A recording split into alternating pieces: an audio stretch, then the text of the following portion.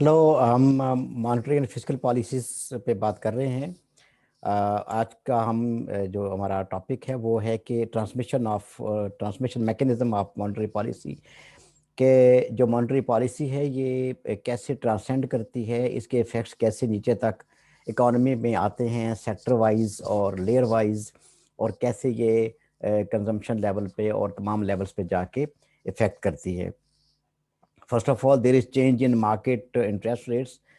सबसे पहले market interest rate में चेंज आती है जो कि सेंट्रल गवर्नमेंट की तरफ से एक डायरेक्टिव्स होते हैं जिसकी रोशनी में ये रेट्स चेंज होते हैं। नॉर्मली ये change in policy interest rates feeds through to borrowing और सेविंग रेट्स। तो ये इंटरेस्ट रेट कम या ज़्यादा होने से जो जैसे अगर इंटरेस्ट रेट ज़्यादा हो जाते हैं तो बैंक की लेंडिंग कम हो जाती है आम लोगों के लिए, बिजनेसमैन के लिए। तो जब लैंडिंग कम हो जाती है तो उसकी वजह से मार्केट में मनी सप्लाई कम हो जाती है। और इन दी एंड जब मनी सप्लाई कम हो जाती है तो इसका इफेक्ट ये होता है कि एग्रीगेट डिमांड कम हो जाती है। एग्रीगेट डिमांड कम हो जाने की वजह से फिर लोगों की परचेजिंग पावर में कमी आ जाती है। और by the time purchasing power में कमी आने से फिर इन्फ्लेशन पे भी इफेक्ट पड़ता है, इन्फ्लेशन नीचे चला जाता है। तो change in market rate interest rates number one. Number two, impact on aggregate और demand. Impact on demand, effect on spending, saving, investment and exports. जैसे हमने पहले कहा कि फंड्स कम हो जाने की वजह से जब लिक्विडिटी मार्केट में कम हो जाती है, जब लेंडिंग कम हो जाती है, less money is lent to the businessman, तो फिर जो मनी सप्लाई है कंट्री में वो कम हो जाती है जिसकी वजह से लोगों की परचेजिंग पावर पे इफेक्ट पड़ता है, that comes down. Then number तीन, effect on output, jobs and investment. जाहिर सी बात है जब बिजनेस एक्सपैंड करेगा, पैसा आएगा लोगों के पास, बिजनेसमैन के पास, कंज्यूमर्स के पास पैसा आएगा, कंज्यूमर्स ज़्यादा स्पेंड करेंगे और बिजनेस का जो साइकिल है वो फास्ट हो जाएगा।